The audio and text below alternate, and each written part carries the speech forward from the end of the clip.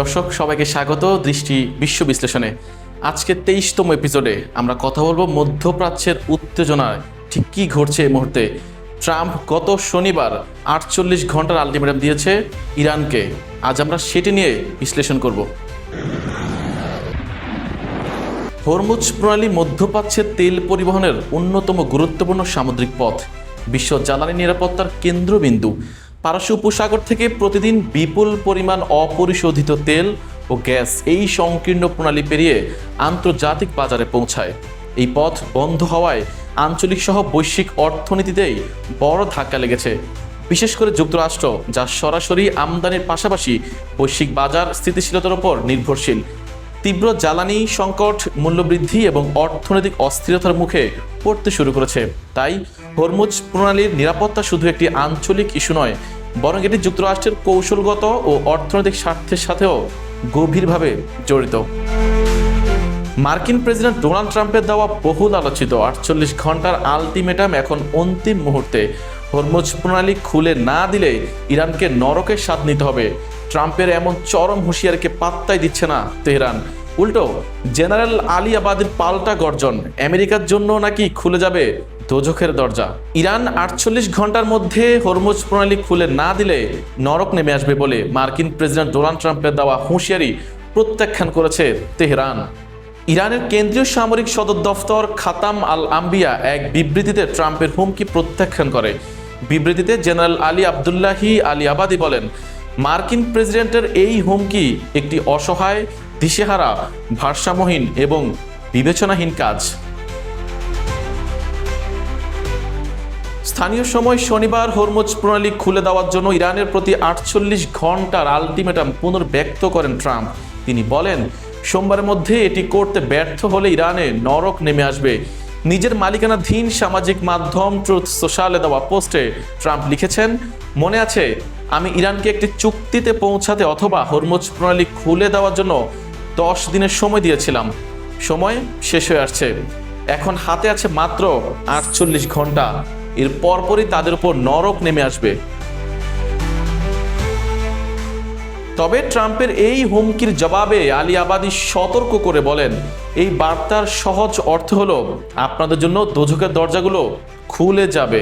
একদিকে ইসরায়েলি সেনাবাহিনীর হুঙ্কার, এটি যুদ্ধের শেষ পর্ব। অন্যদিকে নিজ দেশের ভেতরে বিপর্যস্ত জনজীবন আর নেতানিয়াহু যুদ্ধ কৌশল নিয়ে খোদ ইসরায়েলের তীব্র সমালোচনা। যুদ্ধের এই অন্তিম লগ্নে দাঁড়িয়ে আসলে কার পাল্লা ভারী? ট্রাম্পের দেয়া ডেডলাইন কি ডেকে আনবে নতুন কোনো মহাপ্রলয়? ইরানের যুক্তরাষ্ট্র ইসরায়েলের হামলার এই পর্যায়ে অনেকগুলো ঘটনা একই সঙ্গে ঘটেছে। ইসরায়েলের প্রধানমন্ত্রী বেনিয়ামিন নেতানিয়াহু বলেছেন, ইরানের ইস্পাত শিল্প, পেট্রোকেমিক্যাল স্থাপনা তাদের হামলা করা হয়েছে, যাতে করে দেশটি অস্ত্র তৈরিতে বাধার মুখে পড়ে। এদিকে ইসরায়েলের সেনাবাহিনী জরুরি অবস্থার মেয়াদ বাড়িয়েছে, ফলে স্কুলে পাঠদান অনলাইন অব্যাহত থাকবে এবং পরবর্তী নির্দেশ না দেওয়া পর্যন্ত বড় ধরনের কোনো জনসমাগম করা যাবে না। ফলে আপাতত জনজীবন স্বাভাবিক হচ্ছে না।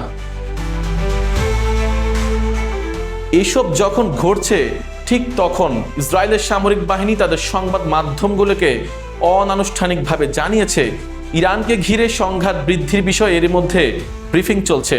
কারণ মনে হচ্ছে যুদ্ধ বন্ধের বিষয়ে কূটনৈতিক প্রচেষ্টা ব্যর্থ হয়েছে এবং তারা এখন মার্কিন প্রেসিডেন্ট ডোনাল্ড ট্রাম্পের কাছ থেকে ইরানের পাওয়ার গ্রিড ও জ্বালানি সম্পদে আঘাত হানার অনুমতি পাওয়ার অপেক্ষায় রয়েছে। এসব হামলার বিষয়ে তারা প্রস্তুতি নিচ্ছে। ইসরায়েলের পক্ষ থেকে দেওয়া বার্তাটি হলো একটি বড় ধরনের সংঘাত আসন্ন এবং এটি হবে এই যুদ্ধের শেষ পর্ব। তবে এই বার্তায় সমীকরণের অন্য দিকটি এড়িয়ে যাওয়া হয়েছে। বাস্তব পরিস্থিতি হলো, ইরানের হামলায় ইসরায়েলের জনগণ বিপর্যস্ত হয়ে পড়েছেন। দেশটির অনেক সমালোচক এখন বলছেন, এই যুদ্ধের কোনো রাজনৈতিক কৌশল বা যুদ্ধ শেষের সুনির্দিষ্ট পরিকল্পনা নেতানিয়াহু সরকারের নেই। কিন্তু প্রশ্ন হলো, ট্রাম্পের আলটিমেটাম আর ইসরায়েলের প্রস্তুতির মুখে এই দীর্ঘস্থায়ী সমাধান কি আদৌ সম্ভব? আরাকচি তার বক্তব্যে পশ্চিমা মিডিয়ার কঠোর সমালোচনা করে জানিয়েছেন, ইরানের অবস্থান নিয়ে উদ্দেশ্য প্রণোদিতভাবে ভুল তথ্য ছড়ানো হচ্ছে। এমনকি প্রতিবেশী দেশ পাকিস্তানের সাথে ইরানের সম্পর্ক নিয়েও যে বিভ্রান্তি তৈরি করা হয়েছিল, তারও কড়া জবাব দিয়েছেন তিনি। ইরানের পররাষ্ট্রমন্ত্রী আব্বাস আরাকচি জানিয়েছেন, মধ্যপ্রাচ্যে বর্তমানে তাদের ওপর চাপিয়ে দেওয়া অবৈধ যুদ্ধ বন্ধের জন্য তেহরান একটি চূড়ান্ত এবং দীর্ঘস্থায়ী সমাধানের উপর গুরুত্ব দিচ্ছে। সামাজিক যোগাযোগ মাধ্যম এক্সে দেওয়া এক পোস্টে তিনি স্পষ্ট করেন, ইরান এমন কোনো শর্ত বা প্রক্রিয়ার পক্ষে নয় যা কেবল সাময়িক স্বস্তি দেয়, বরং তারা এই যুদ্ধের একটি চূড়ান্ত সমাপ্তি চায়। আরাকচি তার বক্তব্যে মার্কিন সংবাদ মাধ্যমগুলোর কঠোর সমালোচনা করে বলেন, ইরানের অবস্থান নিয়ে পশ্চিমা মিডিয়া ভুল তথ্য প্রচার করছে। বিশেষ করে পাকিস্তানের সঙ্গে কূটনৈতিক সম্পর্কের বিষয়ে সৃষ্ট বিভ্রান্তি দূর করে তিনি জানান, ইরান সরকার পাকিস্তানের প্রতি সর্বদা কৃতজ্ঞ এবং ইসলামাবাদ সফরের প্রস্তাব প্রত্যাখ্যান করার যে খবর ছড়িয়েছে তা সম্পূর্ণ ভিত্তিহীন। পররাষ্ট্রমন্ত্রীর এই বার্তা থেকে এটি স্পষ্ট যে ইরান বর্তমানে কৌশলগতভাবে কেবল যুদ্ধবিরতি নয়, বরং দীর্ঘমেয়াদী নিরাপত্তার শর্তাবলী নিশ্চিত করতে আগ্রহী। তিনি জোর দিয়ে বলেন, ইরানের প্রধান লক্ষ্য হচ্ছে তাদের উপর চাপিয়ে দেওয়া এই অবৈধ সংঘাতের অবসান ঘটানো এবং এর জন্য প্রয়োজনীয় ও স্থায়ী শর্তগুলো কার্যকর করা। মূলত আন্তর্জাতিক মহলে ইরানের প্রকৃত অবস্থান তুলে ধরতেই আরাকচি এই বিষয়গুলো পুনরায় স্পষ্ট করেছেন। হরমুজ প্রণালী বন্ধ থাকা মানেই বিশ্ব অর্থনীতির নাভিশ্বাস ওঠা, আর ট্রাম্পের এই 48 ঘন্টার আলটিমেটাম সেই উত্তেজনাকে এখন চূড়ান্ত সীমায় নিয়ে গেছে। একদিকে ওয়াশিংটনের নরক নামানোর হুঁশিয়ারি, অন্যদিকে তেহরানের দোজখের দরজা খোলার পাল্টা হুমকি। সব মিলিয়ে মধ্যপ্রাচ্য এখন এক বিশাল অগ্নিকুণ্ডের উপর দাঁড়িয়ে।